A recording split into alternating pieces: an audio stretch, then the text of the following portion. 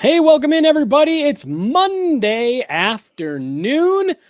Woo, what a weekend for Colorado sports. And hey, we got 2 Avalanche games yesterday. A lot to unpack. I'm Jesse Montagne. You're going to be joined by Megan Angley in just a moment. Should be a fun show ahead. We're out of the off season. Really excited to dig into all of it. As always, do want to start by reminding you guys about our great friends over at RefiJet. Did you know that you could refinance your auto loan? With RefiJet, you could save around $150 every single month, all which is a soft credit pull and zero hassle. Lower payments, flexible terms, maybe even some cash back in your pocket from your car's equity.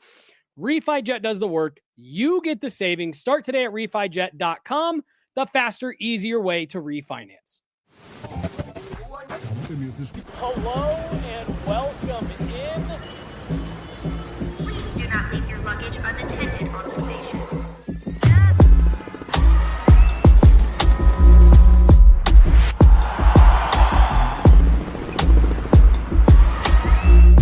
Welcome to the show.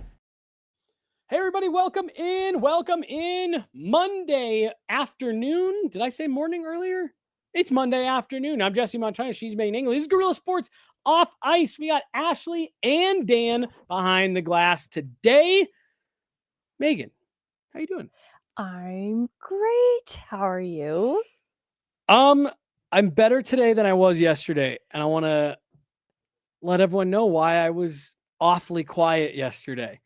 Now this wasn't confirmed because I would have had to have gone into the doctor. I just spoke with one via telechat. I had a bit of a kidney stone issue yesterday, Megan, it appears. So I'm on the mend today, but man, I was getting ready to meet you guys down there. We had all talked, and then like a ton of bricks, I started experiencing some blinding pain. I'm on the mend. I'm feeling. I'm gonna stop short of saying 100%, but I'm feeling better. So today is a much better day than yesterday. I'm really glad to hear that. I'm texting because I'm getting the link out for the show, but I'm listening fully. I never doubted you for a second. And I was very, very worried about I could tell you were, and I really appreciated it. Because of the Hannah of it all. Like, if she was there with you, right? And I assumed that, it was all fine. But when I learned that detail, I got kind of nervous. Yeah, my wife, who is in medicine, out of the country right now with her mom. So I was telling you, not only was she not home for me to, ask questions. Hey, what's this? She can always give me like a little at-home exam, pushing on your sides. Does this hurt? Right. I couldn't even get. It was 3 a.m. It was the middle of the night for her. But so yeah, definitely a little scary. I appreciated Megan was checking in on me all night, and I really appreciated that.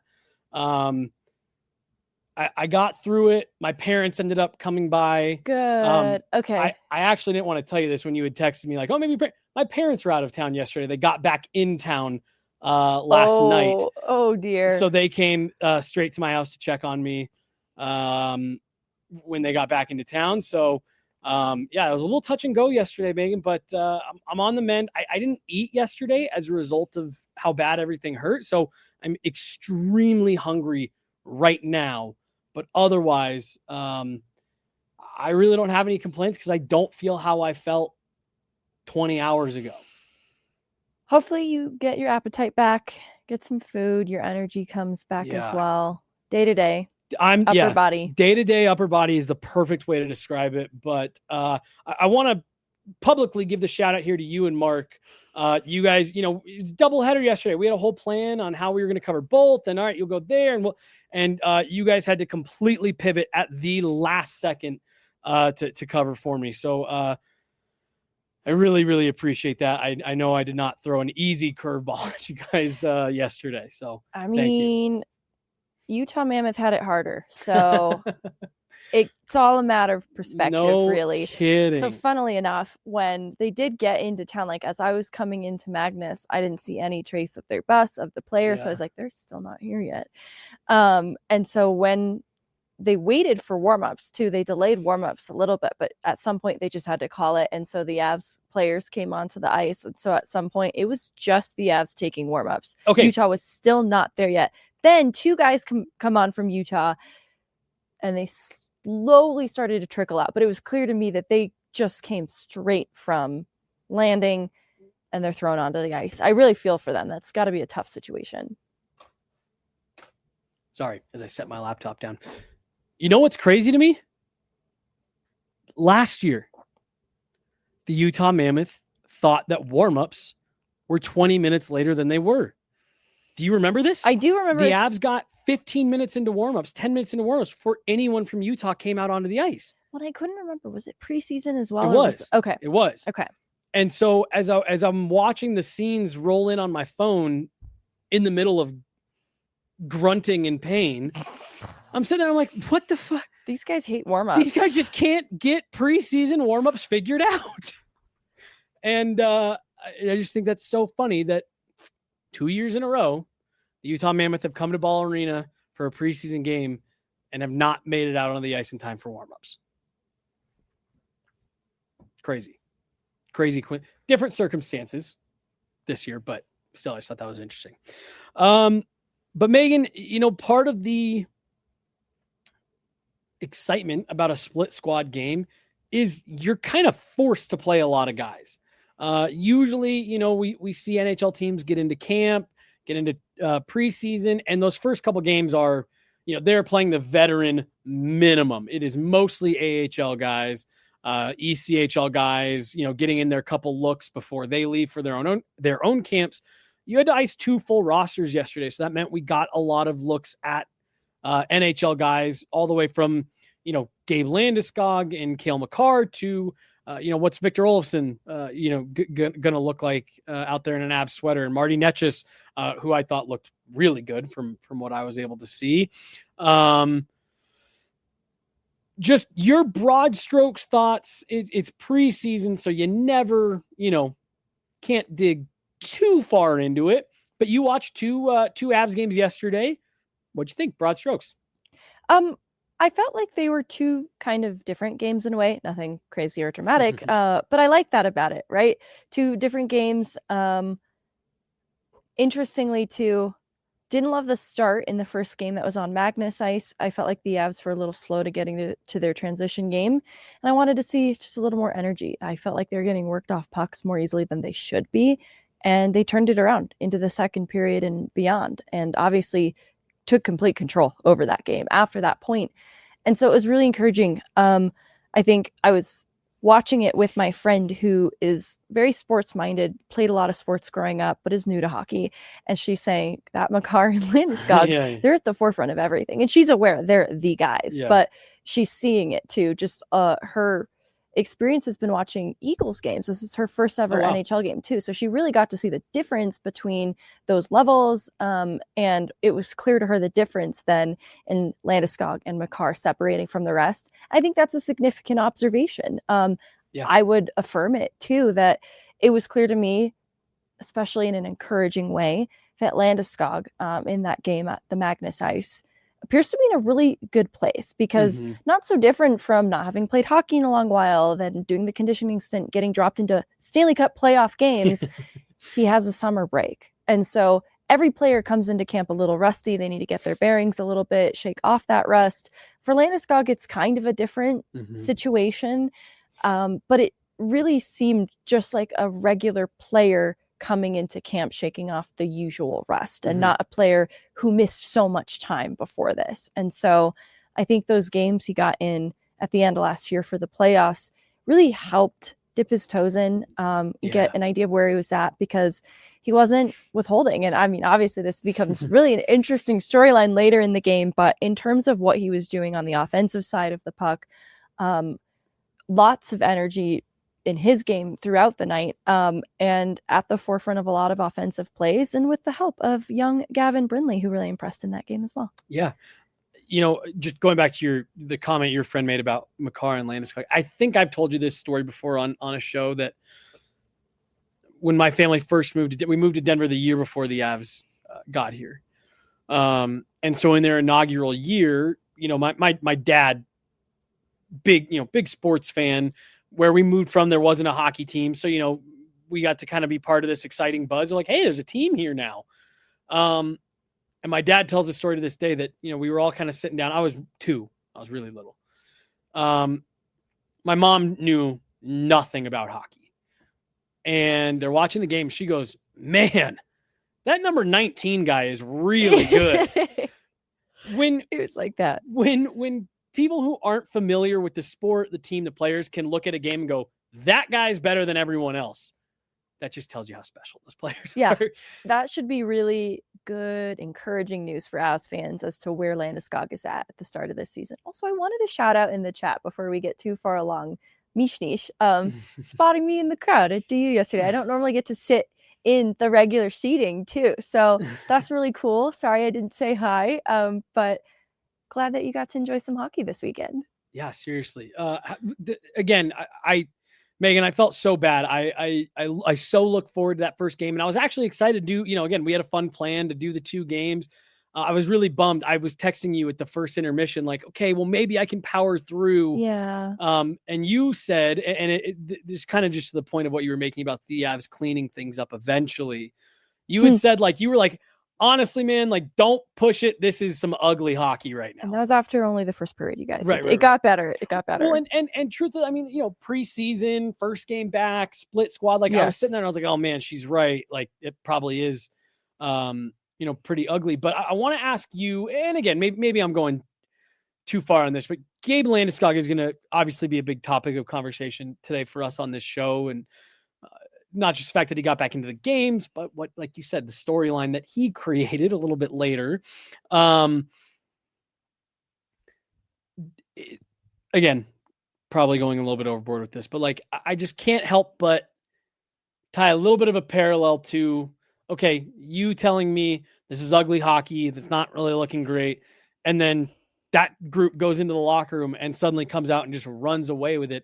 And what was the difference there?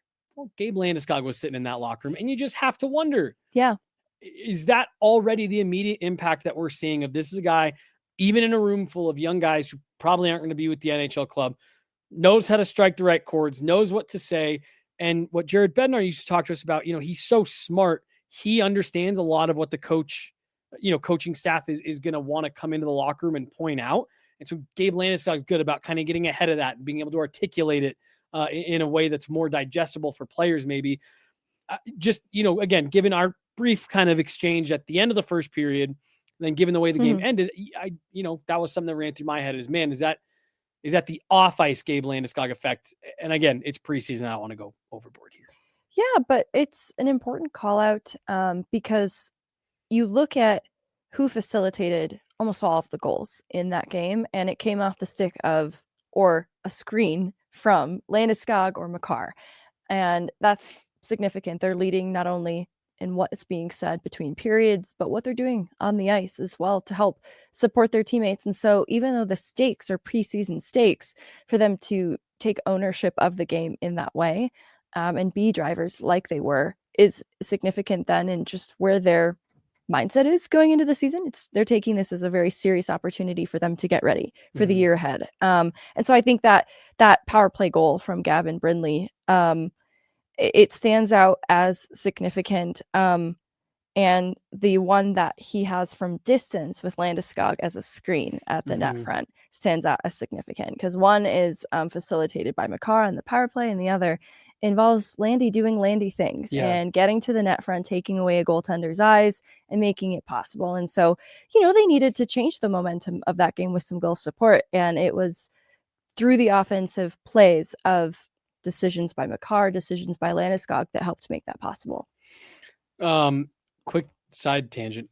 Did you, DraftKings has Gabe Landeskog's over under set it basically even money. I think it's like minus 105, 20 goals. 20.5 is Gabe Landeskog's over under for this year. So when I hear you say he's going back to the front of the net and all that shit, I'm like, dang, I might go in and take Gabe Landeskog over 20 goals, because I don't know if you're going to get better odds on that, especially, if we're seeing him being not afraid to get back in the mix. And honestly, before injury cropped up for him, he was a consistent goal scorer in this league like down to a science. So I don't think those are bad odds. Just given with where he's at, I think, yeah, there will inevitably be maybe some rust that's being shaken off, and just managing to how he's feeling, right? Like taking an off day on that Saturday training camp practice day to make sure he's feeling recharged 100%. We might see some of that in season, but I don't think that's going to affect his goal scoring that much. Right. No, I agree with you. Again, we're going to circle back to Gabe Landeskog plenty here. Gavin Brindley and Daniil Gushchin played in 2 separate games, but these are kind of guys that I'm keeping, just a larger eye on. So Brindley has an impact in the first game, and I liked the rebound goal that he scored off the Makar shot, because again, it's kind of like a bouncing puck, and he covers a lot of ground, right? Because he's out high to get that puck over to Makar, but then as soon as he sees Makar move into that shooting lane, what does he do? He heads to the net. That puck comes out, and credit to him for corralling a little bit of a bouncing puck. But he doesn't just get on the board. Gushchin gets on the board as well. Did they both play in the? They DU were game? together. So Okay. Gushchin played with Jurrian Nichushkin. Right. Okay. All right. Then, because as I thought it's a about lot it, to keep track of. I was like, well, wait, hold on. No, because Cale set up Gushchin for the goal, so they weren't in separate games. I apologize. Let's key in on those 2 guys here for a second, Megan, because those are 2 guys that I think when you're looking at Avs opening night roster, especially with the Logan O'Connor injury early on, and you're saying, okay, well, who could potentially be a guy that could stand out for that role? I think you have to include both those guys' names. So they both scored goals, which is kind of what they've been known for in their career. What else did you see out of the 2 undersized forwards that are looking to make an NHL impact? Yeah, just a continuation of everything I've liked about Gavin Brindley. The report of what I liked about him before coming here, what he did at Michigan in the AHL last year, rookie tournament now, just constantly his motor's always running. Mm-hmm. And so I think that also helped to turn the tide in this game. And the physicality held up well again, right? Like he's not exactly an imposing player himself, but he is not being hampered. Mm-hmm. It is not a detriment to him. And just continuing to work through some of the challenges, like Utah better in these games than they did in the rookie tournament because they have some of their more experienced players now. Mm-hmm. Better than in their coverage through the neutral zone and in the O zone or their D zone, making it difficult for the Avs to create inside home plate, especially at the start of this game. And so where Brindley shined is getting to those dangerous areas of the ice, leveraging his skating to do so. We talk about the confidence of a player to do that, especially, that is the dangerous areas of the ice. It obviously rewards him in this game too. And so I just continue to like the maturity, the confidence of Brindley, the strength of his skating, obviously continues to give him advantages. It's funny too that it's been Utah in the rookie tournament, now Utah here. So I want to see him against other competition too. But still a lot of those same large hulking players. And so in those races for pucks below the goal line, he's bracing himself for contact and he's really no worse for wear. So not sure where to put him just yet in terms of battling for opening night lineup spots. Because what's interesting to me is you've got that 4th line center position that is going to be open for grabs come opening night. That also, though, there's a winger spot in there somewhere. And it's also fair to say that maybe whoever doesn't win out for that 4C spot is a viable winger instead. So there still might be some competition ahead of Brindley then in terms of that winger spot. But I think that skill upside and what he's able to do on the offensive side of the puck has impressed me more because he struggled, obviously, last year to create. And I think that he came into this season with that goal in mind to take that huge step forward. So I see the early returns of that. And I think he could then add a high skill upside to a 4th line role that maybe, like Ivan, who without getting carried away here, like in measuring, I got to see Bardakov, Prishepov, and Ivan all play yesterday. Mm-hmm. So kind of have this interesting set of data to work with here. And so, in terms of the puck skill between the 3, I liked Ivan's the most. But, it also came with some vulnerabilities, turning over the puck because he overhandled it at the offensive blue line. So it's like, okay, I want to see him a little stronger on pucks then, right? Not getting too cute with it. But the puck skill was the most impressive because it also allowed him to kind of get inside ice as well through some of that skilled handling when it worked for him. So anyways, all that to say, Brindley, of those four, then, if we're like looking at a winger spot, might have the most offensive upside of all of them. But it's an intriguing conversation that I'll be keeping an eye on closely as we go through. Of everything you said there, there's one thing I want to pick out of there, and I just want to take a quick little moment. You mentioned, like, okay, we've seen a lot of Utah. And you know what else we've seen a lot of? These white jerseys of theirs that didn't change at all from last year. The temporary design they said they didn't want to rush through. They end up getting branding that I have my own, I have other thoughts on. But they do all of it. They get a logo. And what do? They keep the temporary design on the white jerseys. And that seems to be all they're interested in wearing. That was all they wore in the rookie tournament. They wore them twice yesterday. Like, grow up. Get a real jersey like the rest of the NHL and stop trying to be the New York Rangers with diagonal words right across your chest. You developed a logo. You made everyone wait over a year for it. Put it on the jersey and be an adult, My friend said they looked like practice jerseys. They do. I had someone on Twitter I saw, they were like, well, it's because they're proud of being from Utah. It's like, yeah, that's why they're the Utah Mammoth. We know you're from Utah. I don't need you to spell it out across your chest. Picture this: diagonal Utah, just like the old Colorado. Done. Words Yeah. that we all loved. Okay. I'm actually not a jersey person. I have no stake. It is just I have no skin in the game. Driven me nuts that not only did they keep basically the identical design for what was supposed to be the temporary road uniform, they didn't change the home jersey design either. They just took the word Utah off and replaced it with the new logo. So it's like, I just don't get why you went through this whole charade of telling everybody we're not going to rush our branding. We're going to make sure we get it right. We're going to get the right design. And we're so much so that we're going to wear temporary jerseys because we want to get this right.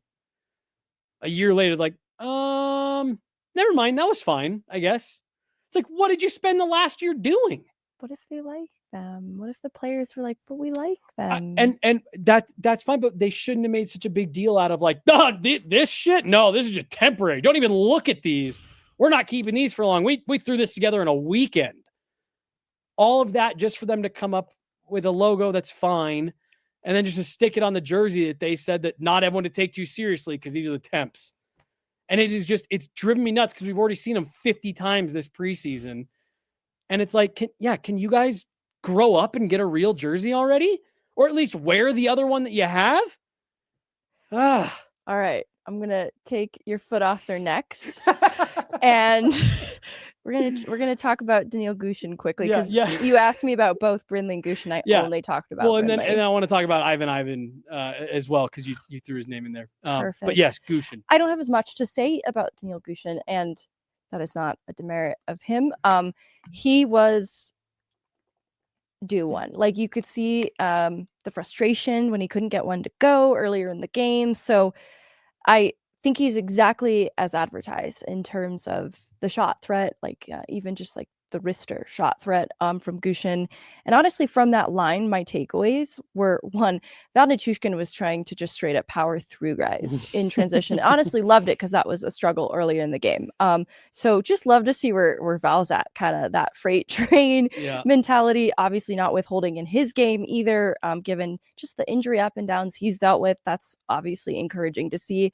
But what I really loved was Jack Drury as a facilitator. He kept trying forward, like the cross slot, just stretch passes, and he was finding seams. So I will not go as far to say that he had quite, the same vision as Arturi Lehkonen from behind the net does at times, but I saw shades of it. And I was like, I could be talked into Jack Drury at 3C more and more as we go on. And again, I was ready to, what was it?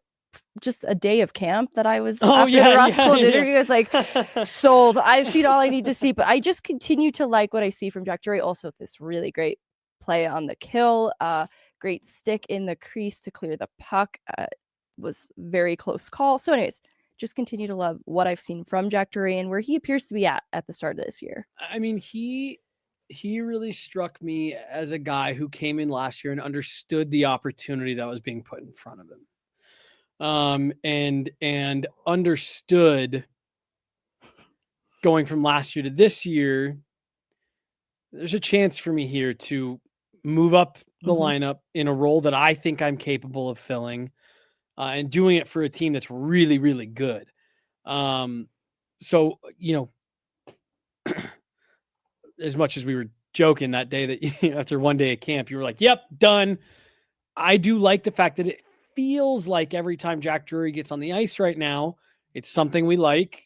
He's, good habits, having an impact, and is noticeable out there. Like, I think for a player that you're looking to elevate from a fourth to a third line role, and, one of the things that we talked about with Ross Colton last week of like, he said, we don't want it to be treated like a third line where you're just going out there to try to survive. Like, no, we want to be impactful. We want to be offensive threats. We want to, feel like we're not just out there to survive.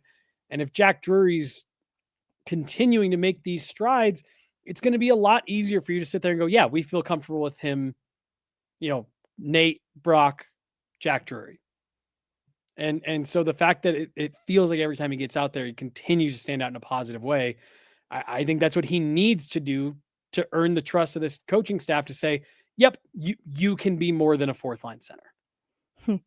I am trying to think, because I was telling my friend, this is very fun to have the hockey commentary, but I was telling her about the incident at practice with Nathan MacKinnon, and how he de-escalated the situation. And I just think really highly of his maturity, Jack Drury, that is.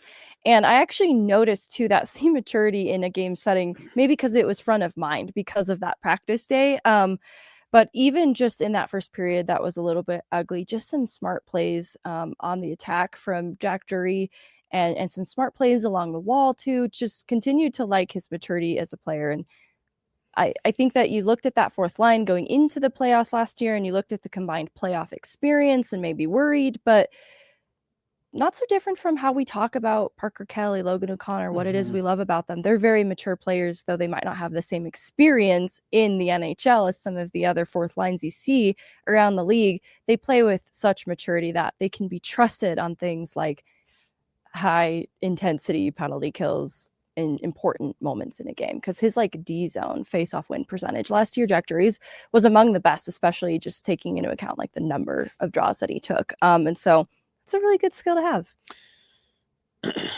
I liked the opposite thing of what Jack Drury in the Nathan MacKinnon thing. I liked the opposite thing of what you liked. I liked the fact that before he kind of de-escalated and just removed himself, I liked the fact that he barked back at Nate a little bit. It's the right balance. Right. And he gave Nate a shot. Nate gave him a few back. And make no question about it. Nate is, I think I've said on the show before, it's been mentioned to me, he's king of the castle over there, and rightfully so. So I like the fact that Jack Drury kind of, chirped back at him a bit.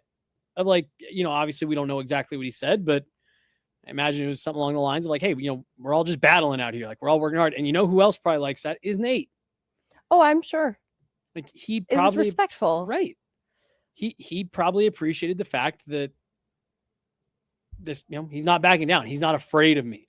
We have seen players in training camp be afraid of Nathan MacKinnon, and they did not last here very long.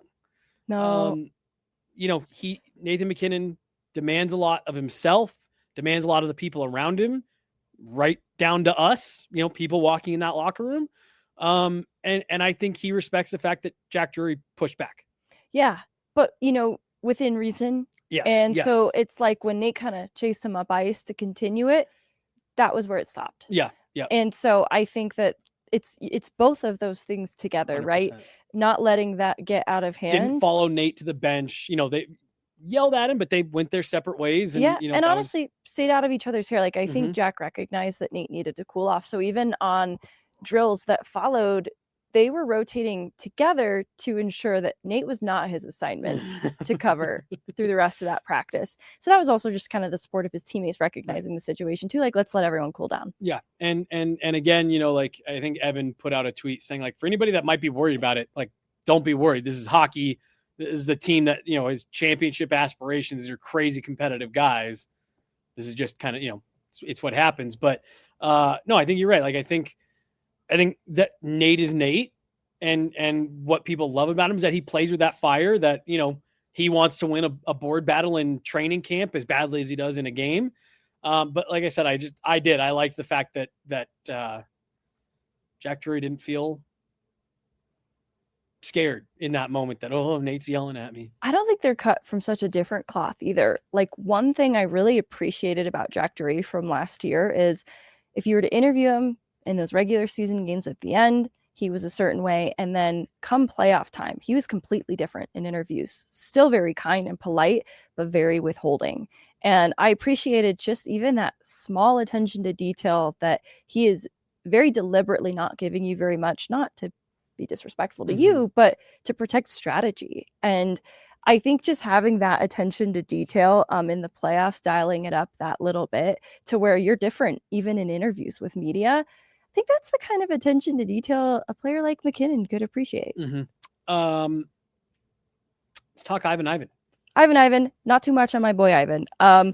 Just, you know, when we get to that second game where I got to see Preseason and Bardakov, I think it was the skill upside that popped a little bit more for me with Ivan because he leveraged it to drive inside ice and create some offensive plays. And so he was also kind of the driver on his line with Christian Humphreys and Ty Felleber.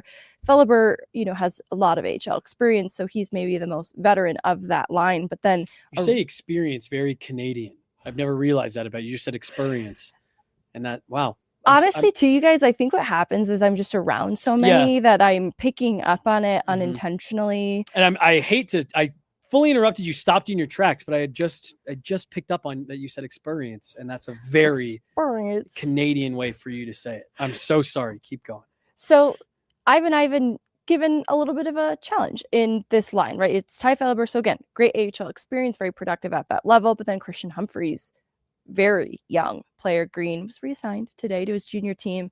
Big year in the OHL for him, I think. He took some penalties again. So I'm like, all right, I hope discipline isn't a continuing problem for Christian Humphreys because I really like him and he has a lot of potential. But that being said, that just made the challenge then for Ivan kind of as the driver of this line a little more challenging. And so I think that he was able to make plays because of that stick handling ability. And I think he does have a good offensive mind too, which is why Bednar rightfully was disappointed that when he had those games up with the Avs and he went back down to the Eagles, he didn't continue to produce like that. And he wasn't, you know, in the bumper spot on a power play unit with Nathan MacKinnon anymore. But there's still a lot to be excited about with Ivan that I think that's where he's separated just comparatively. And we'll get into, you know, maybe the other things I was seeing from Preseason and Bardakov as we go into that next game. But it unfortunately just kind of kept me at this stalemate in terms of who I've got for that 4C spot and the subsequent winger spot that might be available. Also, you're right, Tristan Nielsen, real quick, AHL only contract for now. Impressive preseason game. Excited to see what he does with the Eagles this year through the rest of camp, because he was a difference maker in coming up with some offensive chances that were difficult. It was difficult they had to earn every high danger chance that they got. Yeah. And Tristan Nielsen was another player who was on the doorstep of so many, gunning for it the entire game. So I really was impressed by him. The main thing that I want to talk about here as we get into the back half of this show is actually what happened with Gabe Landeskog at the end of that first game. But let's put a bookmark right there and let's just talk about a couple more standouts maybe from that second game. And then we'll come back around, because I Gabe doing that yesterday drew a parallel in my mind to something that Ross talked to us about last week. Yes. And then Gabe's comments after the game. I just want to make sure that we're hitting all that, because I think there's something maybe at play there that's a bigger deal than maybe what people are giving it credit for. I definitely think so. And I'll wait. Second group featured fewer of the big name stars. But you still had Brock Nelson, Arturi Lehkonen out there, Marty Netchis, who that may be where I want to start with you. But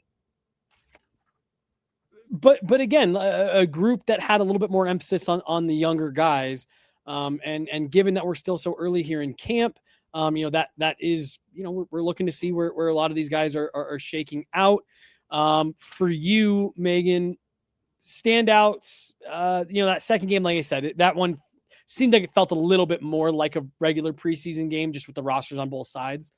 And I want to give the Avs group in that second game a lot of credit because that was the more experienced Utah lineup between the two. And so it was fun that it was kind of the less experienced Avs lineup, or maybe more fringy types versus more bona fide NHLers on the Utah side of it. So I think that's why it was a closer game too.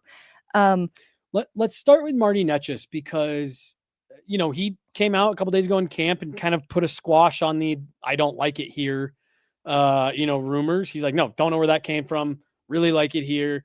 I want to be here. As he barrels towards a new contract, you are kind of starting to watch everything with a,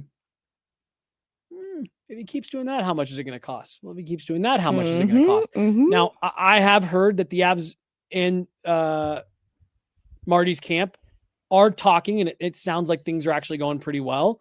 But he looked good from what I was able to see last night. Skill definitely looks like it's there. And I mean, like he looked like he was maybe taking advantage of a little bit more inexperienced lineup out there, because he seemed like he was going a little Globetrotter mode on some of it. The skill separation felt very Harlem Globetrottery, but that's where it's like, there's a lot of NHL players though in that Utah lineup that he made look kind of silly. So it was the speed, the zone entries, obviously capitalizing off that breakaway opportunity. Great shot selection there. There were so many things, honestly, just the way he moved the puck in the offensive zone to help set up plays, everything. I liked everything about Marty Netchus, his first game this preseason. Yeah, he's a linchpin to a lot of this, right? Like as big as it is for the Avs to have gotten Gabe Landeskog back, and obviously, you have Nathan McKinnon, Val Nichushkin can be healthy and all that, but we can't forget, like, Marty Netchus is who is effectively here to replace Mikko Rantanen in that production. So can he get you in the ballpark of what Mikko Rantanen has gotten you in years past? Can he push it to 85, 90, 95 points? And if he can, you can kind of sit back and say, good on C-Mac. You replace the production and you got your depth. And if if the contract comes in around 10 million, you saved yourself $2 million. So I think Marty Netchus, there's going to be a lot of eyes on him this season, not just until he gets his contract signed. Yeah. What else for you really popped off in that second game? It's kind of a mix of things. Like Steinberg was a guy that I had my eye on for maybe that winger spot. Walked early in that game. So he made a horrible play. Like he let his guy get inside him and boofed it. But he actually had some really great plays after that kind of redeemed it, honestly, including defending an odd man rush. It was initially just Wyatt Ahmet getting back and like 3 different Utah players. And Ahmet called out to Steinberg for reinforcement, and he got there and made the sliding block to help not only make the save on that play and eventually transition play back up ice. And so there were a couple good plays along the wall, blocking shots, like good reads too, gapping up on his guys and taking away their shooting passing lanes and using his body. So after such a bad read and kind of losing his assignment and getting beat inside, thought he redeemed himself with some smart defensive plays. But obviously that's the kind of costly mistake that will also make you a little harder to trust. So that was just kind of the good and the bad of Steinberg's game, but also why I loved Wyatt Ahmet's game, because of the way that he did defend that odd man rush, communicating and executing to perfection. Just continue to like his battle. And so Nolan Pratt talked a little about him post game, and Jared Bednar shouted out both Jack Ashon and Wyatt Ahmet as guys that got in games at the end of last year that he really liked. And so it just adds to an intriguing pipeline of depth options for defensemen, because Wyatt Ahmet's a left shot defenseman. So just kind of an option to keep in mind and remember that he's there. Alex Gagne had that strong play in the neutral zone, but also some good reads in his own end. And I really liked just the pace adjustment from Alex Gagne. And then Malinsky. I didn't really walk away with a lot on him playing on his offside, but he was quarterbacking the top power play unit. So kind of back in an element that's familiar to him. And at first I thought he was being a little reserved in just taking the shot option. But one point, there's a great play along the wall. He does the spin move. I'm not going to call it the tornado because that doesn't feel fair, but he successfully evades the defender coming at him along the wall and gets the puck off to continue play. So thought there's that strength of skating, right? And then he takes this shot from the top of the slot. Finally, after what I felt like maybe giving up on some shot options, and it helped to get the puck, to the net. And so I think if the confidence to just take the shot is starting to build more regularly, that's extremely encouraging to me. But I'm in a place where I just need to see a lot more. Honestly, not so different from what Jared Bednar told us too. Like, I just need to see him in games. Right. The like you said, stop short of calling it a full tornado. But it's what you and I have talked about. Like, he is such a strong skater. He's really smooth. He's really smart.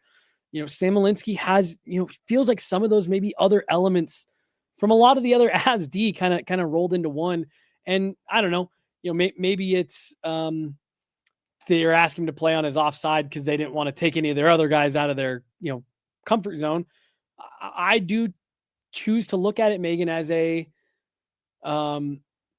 entrusted him with that because they think he's a smart enough player to do it. They think he's a good enough skater. They think he's smooth with the puck on his stick, and he can, because he was telling us, Sam Malinski was telling you and I, like, yep, those D-to-D passes are going to be a little bit tougher. You have, turn your body. I really do. I like to think of it as it's the Avs organization saying, we see your toolkit and we think you can do this. That's exactly it. I asked him how he could leverage his skating to better make this adjustment. And I don't think he, was fully sure of how to apply that. But it's exactly what we're talking about that I think is why he was entrusted with playing on his offside compared to the other options. I think one, just as a younger player among some of the guys that they could ask to, he has, a little more runway to make that adjustment earlier. And similarly, the strength of skating and the high IQ, I think, make it an easier transition for him compared to others that might be trying to do it. Well, and when we were talking to him, he said, might be able to get some more one-timers off, which the dude has an absolute bomb from the blue line. I was sitting in the crowd again. I heard somebody saying, like, a Malinski bomb. He didn't do it though. Yeah. So that's where I was like, I need to see you do it though. Yep. Yeah. If you're gonna have that, the stick on the inside, use it. Right. Use it. Anything else before we circle back to Gabe? No, okay. Prishepov didn't jump off the page at me. So that was why I was like, oh, come on, I need more. I want to see him. His thing that's going to help him separate is his grit, his physicality. He's a big player. And so I just want to see him utilize that because that will help him to separate and that will earn favor with Jared Bednar. And then Bardakov, I think, the biggest thing for him, the intensity, the passion was certainly there. He kind of got, pumped a little bit in that fight, but I just love the fact that he was willing to go, willing to answer the bell. And I just he's a big dude. I mean, like I said, he got fed a few, left hooks, but he's a big, strong guy. And hey, first game in North America, might as well, get something like that out of the way and get yourself involved. So I actually really like that. No, I did too. And Nolan Pratt talked a little bit about him and just some of the decisions he makes, in his own end on arrivals. And so the compete was ever present for me. I think he's a highly engaged player. Yeah. So really the only thing that stood out was the pace adjustment still coming along for him. But that's a timing thing. That's a matter of time and getting those reps in. So I'm going to reserve full judgment on Bardakov. A lot of intriguing things, though, that really do feel ready-made to fit what the Avs are looking for. So, and it's what you just said there. It's not even that I think he's a good fit. It's that he's a great fit for what the Avs are looking for. Very specifically. So, still of the three, he might, Ivan. Ivan has some decent experience, but Bardakov, I think, might check a lot more boxes when it's all said and done, but they're all coming pretty close to each other. Yeah. Let's get back to Gabe. And it's bigger than just Gabe. A handful of fights between both games yesterday, and you and I have talked about the fact that sometimes these rookie tournament preseason games, you can get some guys who are kind of running around out there. So none of that was surprising to me. But again, as I'm laying on the couch, wincing in pain, I opened my phone to a text message from Mark. It was like, "Hey, video of the Landeskog fight." And I was like, "What? Gabe Landeskog's fighting in preseason?" And it ends up being a response to an elbow square to the face that Cale Makar takes. And Gabe Landeskog goes out there a shift later. And who was it? Lipkin? Yeah, Sam Lipkin. Sam Lipkin from Utah, goes up and says, "Yeah, we're going. We're doing this." And Landeskog got the heavy licks in on that one. Undoubtedly. I mean, like Sam Lipkin's feeling those uppercuts today.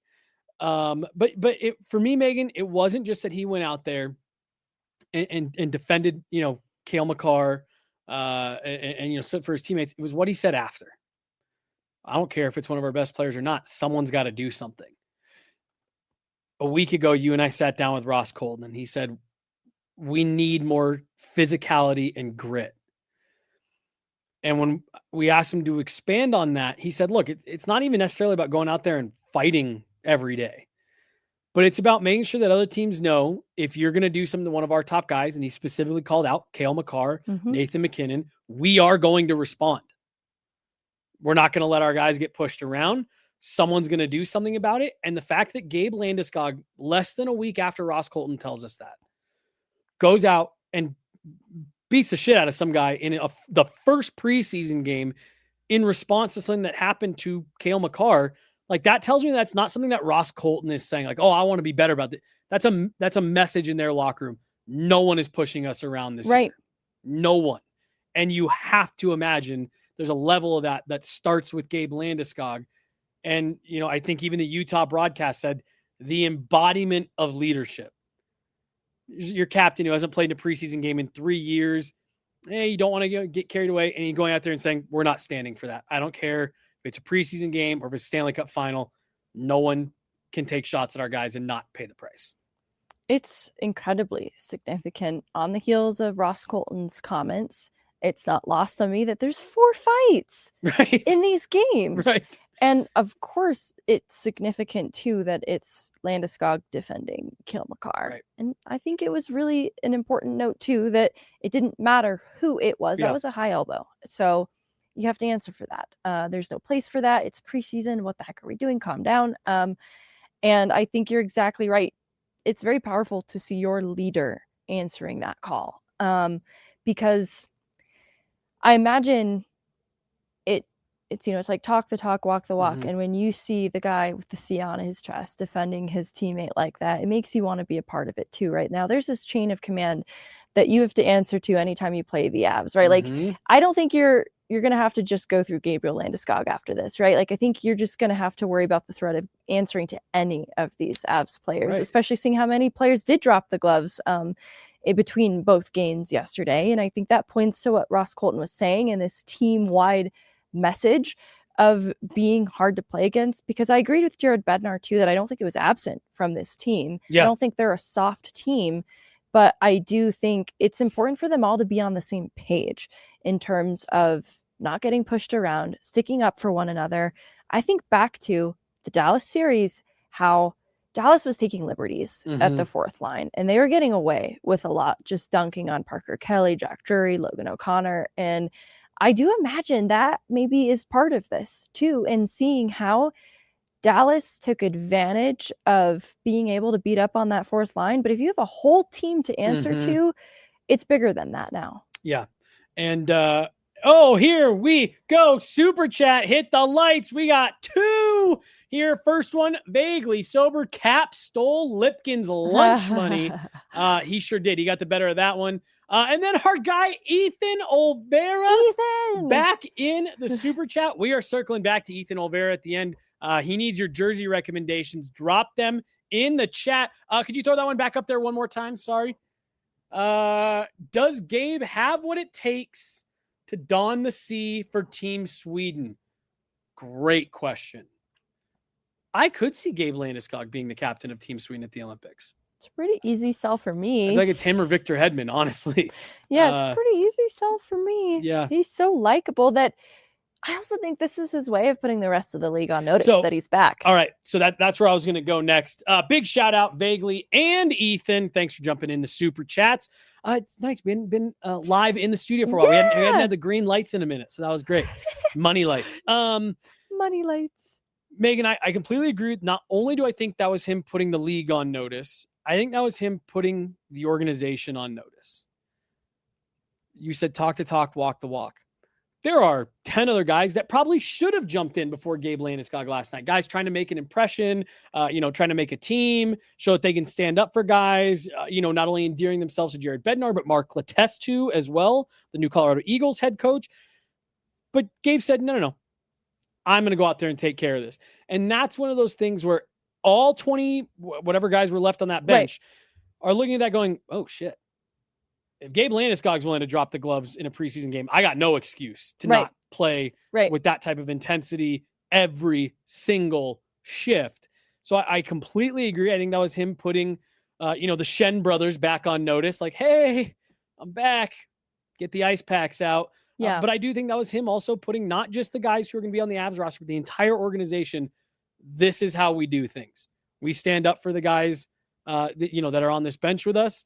And like you said, the fact that he specifically called out, I don't care if it's Cale Makar or whoever. If someone does something to one of our guys, we have to respond. Yeah. And I love that. I love it too. And honestly, what I hope too is, I'm not aware of this, but I hope there were several guys that wanted to line up for that fight. And it was kind of Landeskog like, no, I got this. And the reason I say that is because of the instant response from the whole team the minute Cale Makar went down. Isaac Posh immediately comes out of his net to check on him. Like, I'm not even sure if any sort of a whistle had been blown yet. Yeah. He's out of his net just to make sure Cale's okay. And then back on the bench when Cale is being tended to, Keaton Middleton standing in front of him so that Jumbotron camera can't see Cale. And he's using his body to shield him. So he has a little bit of privacy as he's being taken care of.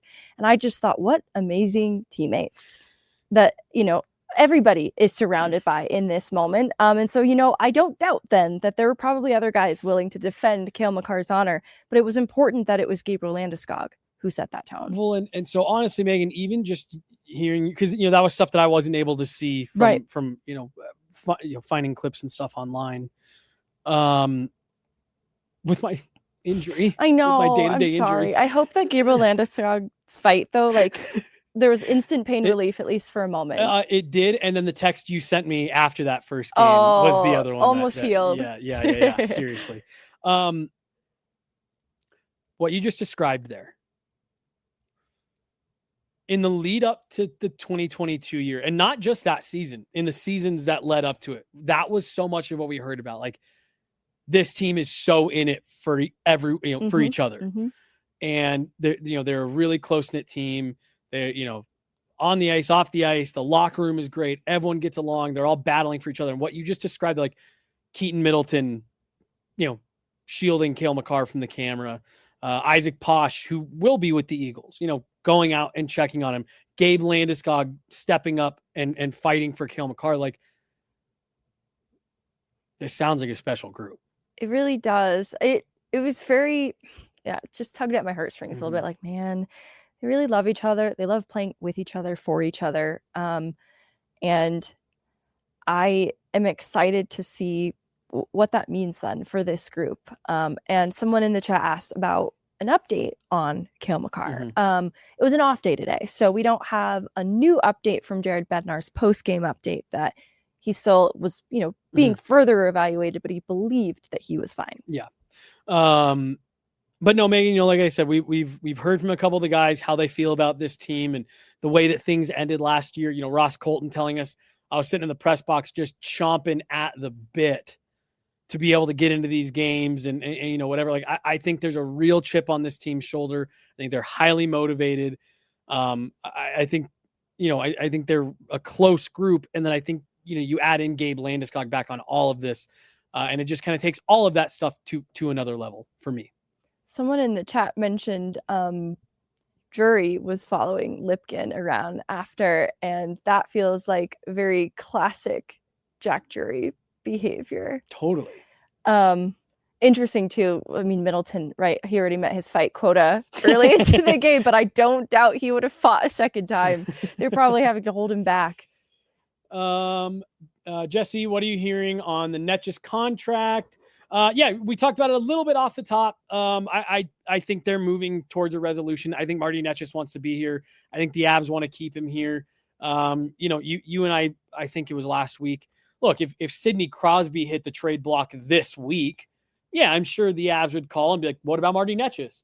But short of that, I think the Avs want Marty here. I think they understand, and I believe we talked about it on this show earlier this summer. If you were to go out and flip Marty Netjes, you're not going to get as good of a player back. And just every time you do that, you're just going to water it down a little bit more. I think Marty Netjes is a guy that can match Mikko Rantanen's production this year. I think the Avs are going to pay him. I think it's going to come in somewhere between 9.5 and 10.5. I don't expect it to be on that higher end. My guess would probably be right around 10. And honestly, that's fine. That's fine. Each day passes, I'm more and more comfortable with that 10, right? Me too. Like I was up with high 9s. That's kind of where I wanted it to come in.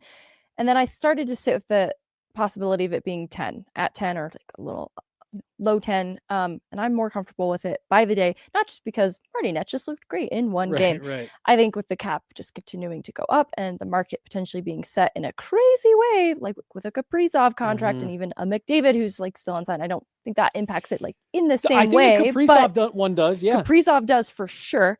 All that to say, it's better to get this business done sooner rather than later for a lot of reasons. And to your point about the rising cap, okay, let's say it's 10, just on the money, 10. Megan, you're getting a bigger bump than that likely next season in the salary cap. 1,000%. So like you're already paying him 6, you're giving him a $4 million raise. That's really not going to eat into what you've got, your cap situation going forward. And then, by the year after that, we're going to be $25 million higher than where we're at right now. Assuming there's not another global pandemic that takes fans out of games. So again, if it's 10, I know people will look at that and say, oh, Mikko was 12. You should have just kept him. Look, you can't relitigate the past. What's done is done. As Joe Sakic told us at the end of the season, they're moving forward. And if you can get a 90 to 100 point player out of Marty Netjes every year playing next to Nathan McKinnon at $10 million, do it. That's where I'm at. His toolkit is very fun. Like he's not Mikko Rantanen. That's right. obvious, but some of the ways in which he differs from Mikko Rantanen are really valuable things that the Avs need, including his speed and his ability to leverage it for zone entries and give them another option then for entries, inside the top 6 that isn't just Nathan McKinnon. Well, and as Nate mentioned, I believe it was on Media Day, when Marty Netjes first got to town, that power play was electric. Yes. He gave a new dynamic to Nathan McKinnon, and suddenly you had, these two guys. Nate kind of starts playing this like rover, and Nathan McKinnon slips out of that spot, so you're not really paying attention to it, but you do still have a one-timer threat with Marty Netjes there. Like, you could really make this into something really, really fun. Marty Netjes has to hold up his end of the bargain and continue to produce and, drive play and things like that, of course. But if you're going to continue to get a better version of Marty Netjes, still young, $10 million, you live with it, and you move on. And nobody knows for sure what Mikko Rantanen was really asking, and maybe it wasn't 12. Maybe that was what he eventually settled on in a no state tax state. But we just don't know. So all we can do is go based off what Marty Netjes is going to sign for. Yeah. And I think that's going to be somewhere between 9.5 and 10.5, somewhere in there. All we can do is move forward. All you can do is move forward. Megan, got anything else today? I had fun. I had fun. Hockey's back, you guys. Yeah. Weird preseason schedule though here, eh? Like big break. And like Hate. they geez, I mean, there's only like 1 or 2 days of media availability this week. They got testing, they got off days, things like that, which should let everyone know. Megan, So me and Chloe were talking, and I said, guys, as soon as this season ends, I am booking a trip and I'm getting away for a weekend. I never did that. No. So it's my birthday this week. So I'm going to go just go try to unplug for a couple days, go see the ocean and, touch the water and just kind of reset myself a bit. So the Avs threw me a bone this week by making it a light schedule. Yes, you more than earned a vacation. Like, you guys should know, Jesse doesn't just cover the Avs. He does everything. So, and he hasn't taken a day off. So he has earned this break. I have jury duty tomorrow, you guys. I really hope I don't get picked. So have you called? Do you know, like, if your number's been picked? Oh, no, I need to look into this. Yeah. So you call, I think it's 24 hours before. Perfect. And they'll list off a bunch of numbers. And the 2 times I've gotten summoned for jury duty, my number hasn't been pulled to even report. Oh, you guys, I might not have jury duty tomorrow, but pause for tomorrow. Like, if our coverage is a little funky, because they do have a practice day, like a pretty full one. But then we will get you covered through the rest of the week. Just stay tuned for what that schedule looks like from us. Like, I'll try to do an off ice still with a guest, maybe. Yep. So yeah, just hang tight with us for this next week. And there will be a pod. Should we announce it so here, excited. or do you want to wait? Do we need to wait to announce it? I don't know. We can announce it. All right. Well, new show debuting tomorrow here on Gorilla Sports, hosted by Megan Angley. Guys, this is something we're really excited about. The official Colorado Eagles podcast. First episode will be going out tomorrow, featuring head coach Mark Letestu. The show will be every other week, hosted by Megan, and we're gonna have. This is going to be unprecedented access for a hockey pod. We're gonna have players, team staff, coaches. Megan's going to be, up there involved in arena a lot. And make sure you check out that episode tomorrow, because it's a fun giveaway that the Eagles are running for the inaugural episode. So really excited about that. And Megan, I gushed a little bit for you on that pod. Megan had me on as a guest this week, but I don't, and I mean this sincerely, I just told everyone upstairs, I don't know if there's anyone else in hockey that I would rather have running this show for the Eagles. Your depth of knowledge on that, on not only that organization, but the prospect pipeline, and your passion for that hockey community that's up there, Eagles country that's up there, is unmatched. And I'm so excited for us to get this show going. It's a lot of what we envisioned when we first started Gorilla, being able to partner with some of these, great organizations. And you've been such a driver for us in that and getting our relationship with the Eagles established. And not only am I grateful for that, but like I said, I just couldn't be more excited for this show to get going. And I was able to get a peek at it, the episode, and be a little bit part of it. And it's going to be amazing. People are going to love it. And we got an event coming up with the Eagles here on Wednesday. Looks like we did have one more super chat. Thank you very much. My birthday is on Saturday. So I'm getting out here, going to take a couple of days off for the week, and then right into the weekend for the birthday. But thank you very much. That's going to do it. Yeah. So there won't be an episode of Off Ice tomorrow, but the inaugural episode of the official Colorado Eagles podcast with Megan Angley will be coming tomorrow. You'll hear a ton from Eagles head coach Mark Letestu. So you got that to look forward to. That'll be every other Tuesday starting tomorrow. Yay. Can't wait. She's Megan Angley. I'm Jesse Montano. We got Ashley and Dan back there. Want to give Dan a shout out this week. He came on board with Gorilla over the weekend and immediately started helping us make great content. You guys know Dan from 43 Degree Sports. Could not recommend their products and their stuff any more highly than what I'm saying right now. Like, I couldn't recommend it more highly. And they've got some fun stuff in the works as well. So we're really happy to be working with Dan. I just want to give him a shout out this week. That's going to do it. Enjoy the week, guys. We'll be back at it with the podcast tomorrow. And like Megan said, we're TBD. We're getting our bearings on everything else with some potential jury duty and stuff. So we'll get it figured out. Thanks so much, everybody. We'll talk to you later. Have a good one. Bye. Bye.